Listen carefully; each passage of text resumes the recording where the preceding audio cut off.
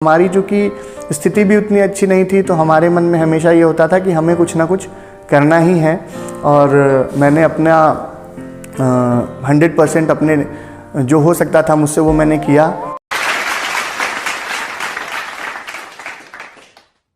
मैं अभी state bank of India main branch Gorakhpur में पोस्टेड हूँ और मेरी ज्वाइनिंग दिसंबर 2016 में हुई है। मेरा ये कहना है कि आपको अगर लाइफ में कुछ करना है तो लोग आपको सिर्फ मोटिवेट कर सकते हैं, घर वाले आपको सिर्फ सपोर्ट कर सकते हैं।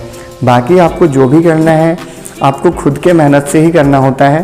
हेलो फ्रेंड्स, मैं कुणाल गुप्ता गिरिडीह डिस्ट्रिक्ट और गांडे प्रखंड से बिलोंग करता हूँ और बचपन मेरा गांडे में ही गुजरा है। मेरी पढ़ाई लिखाई यहीं स्थित सरकारी स्कूलों से हुई है, क्योंकि जब मैं छोटा था और उस समय यहाँ पे ऐसी कोई सुविधा नहीं थी और कोई स्कूल नहीं था सरकारी स्कूल के अलावा, तो सारे बच्चों को उसी सरकारी स्कूल के माध्यम से ही पढ़ाई करनी पड़ती थी।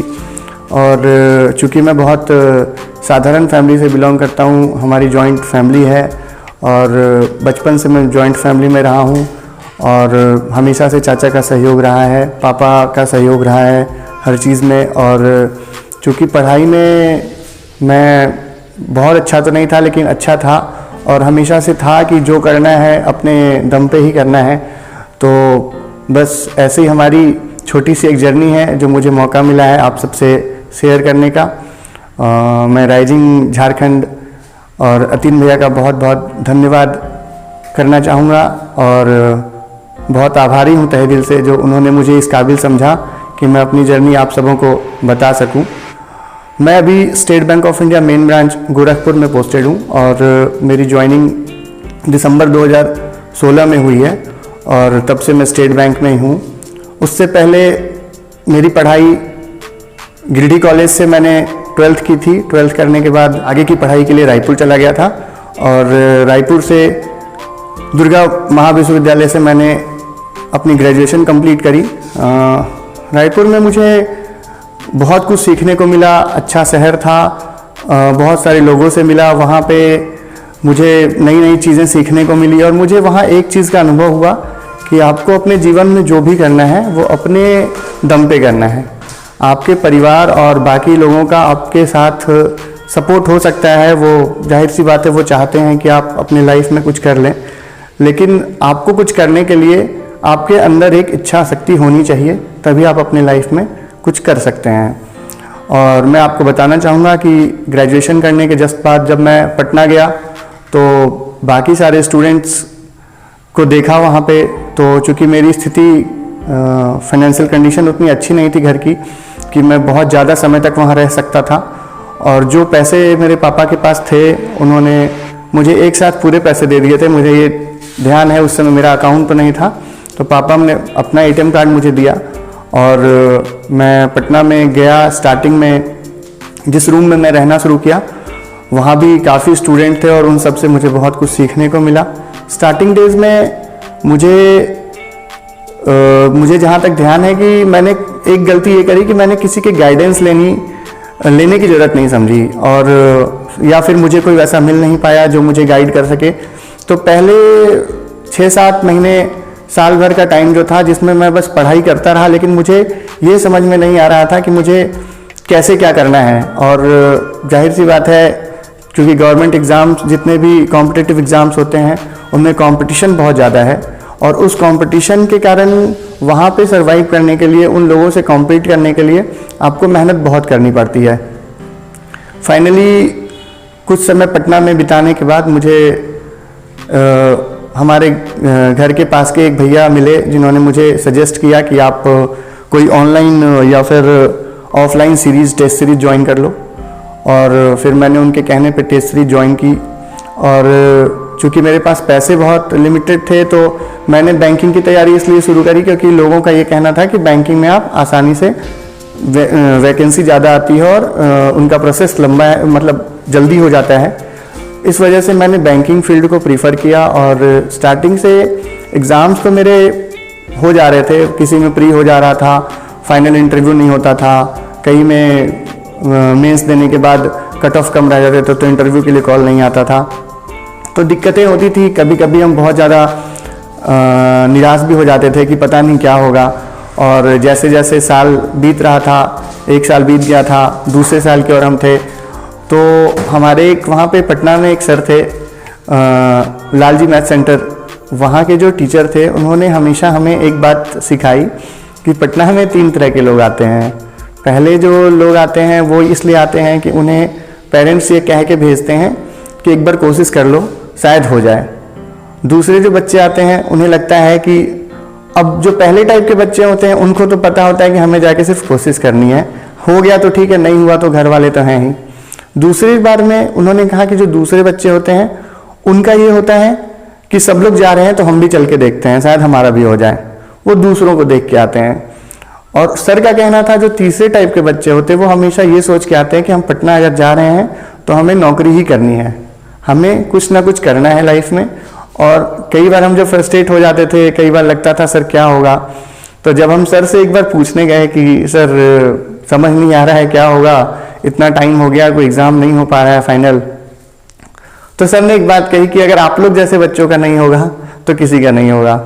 तो जाहिर सी बात है एक अलग मोटिवेशन मिलता था उनसे और बहुत कुछ सीखने को मिला वहाँ पे।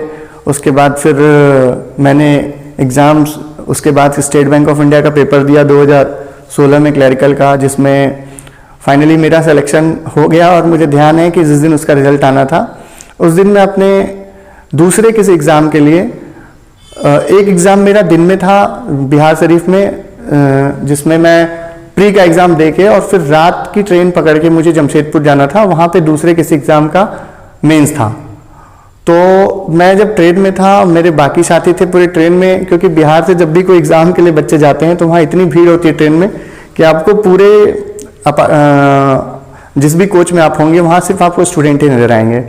अब मैं भी उन सब में साथ था, तो मैं सो रहा था क्योंकि दिन की जर्नी थी। सुबह 5 बजे मैं रूम से निकला था, फिर एक जगह एग्ज़ाम देके फिर वापस से आया, फिर मुझे दूसरे एग्ज़ाम के लिए जाना था, तो मैं बहुत थका हुआ था। तो मुझे ट्रेन में जाते ही नींद आ गई, मैं आराम से सो गया था। मेरे जस्ट पैरेलल सीट पे कोई एक और स्टूडेंट थे, वो अचानक से रात में करीबन 10:30-10 बजे के आसपास उन्होंने मुझसे कहा कि SBI का रिजल्ट आ गया। उसके बाद से मेरी नींद उड़ गई। फिर तो मुझे कोशिश करने के बाद भी नींद नहीं आई। अब सारे बच्चे एक एक करके अपना रिजल्ट देख रहे थे, मेरी बारी आई तो मैंने अपना मेल से अपना रोल नंबर निकाला। फिर सारे बच्चे चेक कर रहे थे, तो जनरली जैसा होता है कि सबका तो होता नहीं है, तो सब सिलेक्शन लिस्ट देख रहे थे और सबका रोल नंबर नहीं मैच कर रहा था। फिर बहुत हिम्मत करके मैंने अपने रोल नंबर का 4 डिजिट स्टार्टिंग में डलवाया, वो 4 मैच कर गया। फिर मैंने कहा 4 और डाल दो, फिर वो 4 और मैच कर गया। फाइनली मेरा पूरा रोल नंबर उसमें मैच कर गया। फिर बहुत खुशी हुई, इतनी ज़्यादा खुशी हुई, मैंने तुरंत अपने घर पे फ़ोन किया, अपने मम्मी पापा को, चचा चाची को बताया। तो मेरे चाची का सवाल था कि अब इसमें क्या बचा है, क्योंकि जनरली यही हो रहा था, एग्ज़ाम्स देता था, किसी में इंटरव्यू तक पहुंचा, किसी में प्री हो गया, मेंस नहीं हुआ, किसी में इंटरव्यू कॉल नहीं आया। तो बहुत सारे एग्ज़ाम थे, लगभग 20-25 एग्ज़ाम तो लिख चुका था, 20 के अप्रोक्स तो लिख ही चुका था। उसके बाद फिर जब मैंने चाची से कहा अब इसमें कुछ नहीं बचा है, अब जॉब हो गया फाइनली, बहुत खुश हुए सब, घर में सब बहुत खुश हुए और हमारे आस पड़ोस के भी लोगों को काफ़ी खुशी हुई। और उसके बाद से मैं रात भर इस सोच में, मुझे विश्वास नहीं हो रहा था कि मेरा रिजल्ट हो गया है, और मैं यही सोच के रात भर सो नहीं पाया, पूरी जर्नी मैं सो नहीं पाया। सुबह जब मैं जमशेदपुर पहुंचा, वहाँ पे एग्ज़ाम के लिए, वहाँ चूँकि हमारी एक दीदी है, मैं उनके यहाँ जाके रुका। मैंने जाते के साथ उन्हें जब बताया, वो लोग भी बहुत खुश हुए। तो मतलब मेरा ये कहना है कि आपको अगर लाइफ में कुछ करना है तो लोग आपको सिर्फ मोटिवेट कर सकते हैं, घर वाले आपको सिर्फ सपोर्ट कर सकते हैं, बाकी आपको जो भी करना है आपको खुद के मेहनत से ही करना होता है। और अगर आप चाह रहे हैं कि घर वाले ही सब कुछ करके आपको दे दें, तो ये कभी किसी के साथ नहीं हो सकता है, रास्ता आपको खुद ही बनाना पड़ता है। और हमारी चूँकि स्थिति भी उतनी अच्छी नहीं थी, तो हमारे मन में हमेशा ये होता था कि हमें कुछ ना कुछ करना ही है। और मैंने अपना 100% अपने जो हो सकता था मुझसे वो मैंने किया। और उसके बाद मेरा सिलेक्शन हो गया। फिर मैंने एक एग्ज़ाम और दिया था ग्रामीण बैंक पीओ का, फिर उसमें भी मेरा फाइनल सिलेक्शन हो गया था, लेकिन मुझे स्टेट बैंक की प्रेफरेंस थी और मैं फिर स्टेट बैंक को छोड़ के नहीं गया।